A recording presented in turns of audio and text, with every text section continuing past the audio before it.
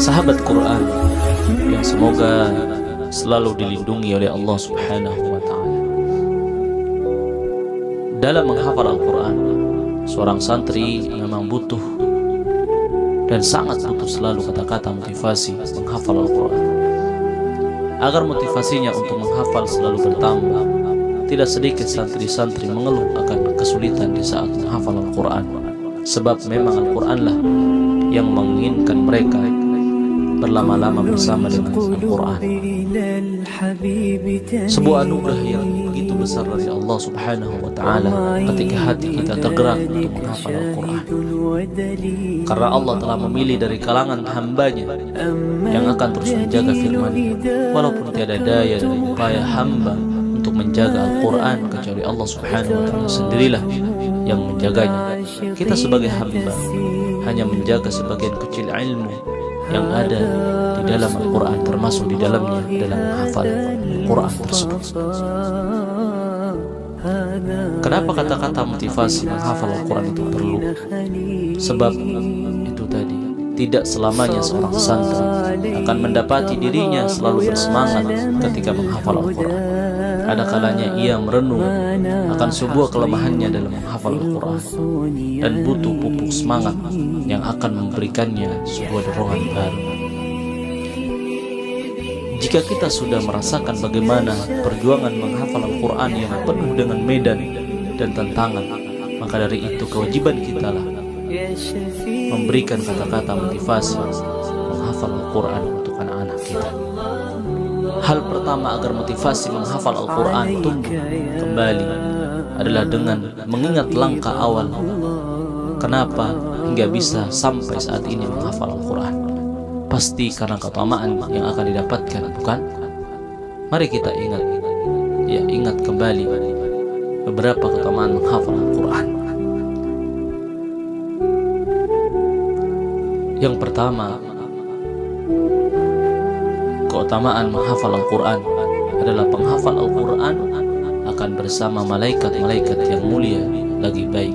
Sebagaimana sabda Rasulullah SAW di dalam hadis diriwayatkan muttafaqun alaih dari bunda kita, ibunda kaum muslimin, Ummul Mukminin Aisyah radhiyallahu anha, Rasulullah bersabda, perumpamaan orang yang membaca Al-Quran dengan lancar juga menghafalnya, maka dia bersama para malaikat yang mulia lagi baik. Dan perumpamaan orang yang membaca Al-Quran sementara dia berusaha untuk menjaganya, artinya membaca dalam keadaan tertatih-tatih dan dia sangat berat dalam membacanya, maka dia mendapatkan dua pahala. Sahabat Quran kemudian yang kedua, menghafal Al-Quran akan memakai mahkota kehormatan pada siapa? Kepada keluarganya. Kemudian yang ketiga adalah Al-Quran mengangkat derajat menghafalnya di surga.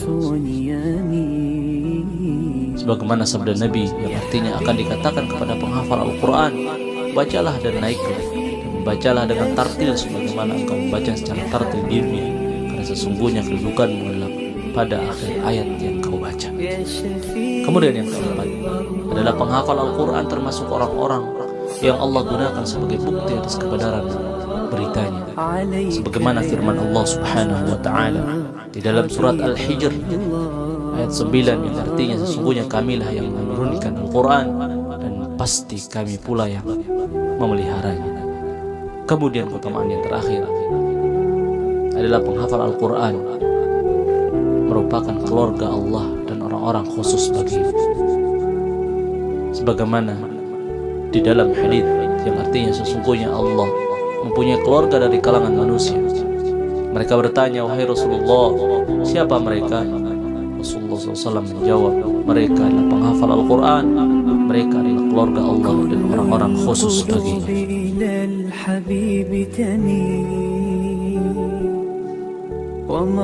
Terkadang ada kesalahan dalam menerima informasi, kurang memperhatikan dan tidak fokus terhadap informasi tersebut saat ia hadir pertama kali. Ada juga yang terjadi karena kesalahan pada proses menyimpan atau proses mengingat. Terkadang karena ada kemiripan nama, kejadian atau aktivitas yang ditekuni oleh seseorang sehingga tidak mudah baginya untuk menjalani proses mengingat dan mengeluarkan informasi. Inilah yang pasti terjadi pada diri seorang penghafal Al-Quran, yaitu kadang dia lupa. Maka tentu lupa tersebut ada penyebab-penyebabnya. Penyebab yang pertama yang paling penting adalah maksiat. Di antara sebab lupa yang paling besar adalah melakukan dosa-dosa dan kemaksiatan, sebagaimana firman Allah Subhanahu wa taala dalam Al-Quran di surat Al-Mujadilah ayat 10 yang artinya, setan telah menguasai mereka lalu menjadikan mereka lupa mengingat Allah Subhanahu wa taala. Asy-Syafi'i berkata, aku mengeluh buruknya hafalanku kepada Waqi', syakautu ila Waqi' hifdzi su'a hifdzi. Aku mengeluh kepada guruku Waqi' ibn Jarrah tentang buruknya hafalanku, maka beliau mengarahkan untuk meninggalkan kemaksiatan, dan beliau berkata, ketahuilah bahwa sesungguhnya ilmu adalah cahaya, dan cahaya Allah tidak akan diberikan kepada pelaku kemaksiatan. Tetapi terkadang lupa merupakan rahmat Allah Subhanahu wa taala, seperti lupa akan kejadian-kejadian yang memilukan dan kenangan-kenangan tragis, serta lupa akan hal haram.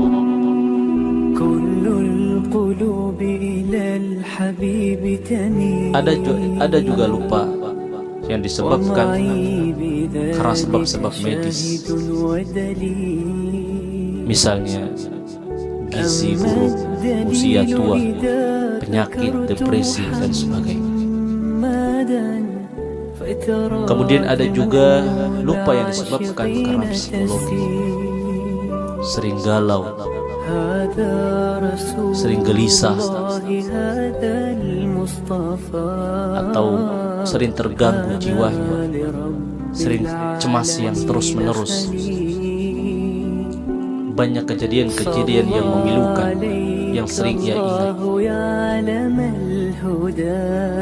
atau kemiripan bentuk-bentuk rutinitas yang dijalankan oleh seorang, di mana aktivitasnya saling tumpang tindih sehingga sebagian darinya membuat lupa terhadap sebagian yang lain. Kemudian ada juga lupa disebabkan karena sebab sosial, banyaknya pikiran dan masalah keluarga, kecenderungan untuk menyendiri dan menghindar dari aktivitas sosial, hilangnya dukungan dari pihak keluarga. Ini sangat penting sekali ibu-ibu sekalian, karena ini membuat anak akan sulit menghafal Al-Quran. Kemudian kecenderungan untuk bermalas-malasan dan melakukan aktivitas yang tidak berguna. Maka tentu ada cara untuk menguatkan daya ingat dalam menghafal Al-Quran. Yang paling penting adalah taat kepada Allah Subhanahu wa taala dan jauhi kemaksiatan. Kemudian hafalan tersebut diulang-ulang, atau di dalam bahasa menghafal Al-Quran adalah murojaah di setiap hari. Semoga Allah Subhanahu wa taala selalu menjadikan kita sebagai hamba-hambanya yang semangat untuk menghafal Al-Quran dan juga memurojaah hafalan tersebut, sehingga kita kelak menjadi penghafal Al-Quran yang mutqin dalam menghafalnya, yaitu 30 juz. Amin ya rabbal alamin. Alaika ya habib Allah.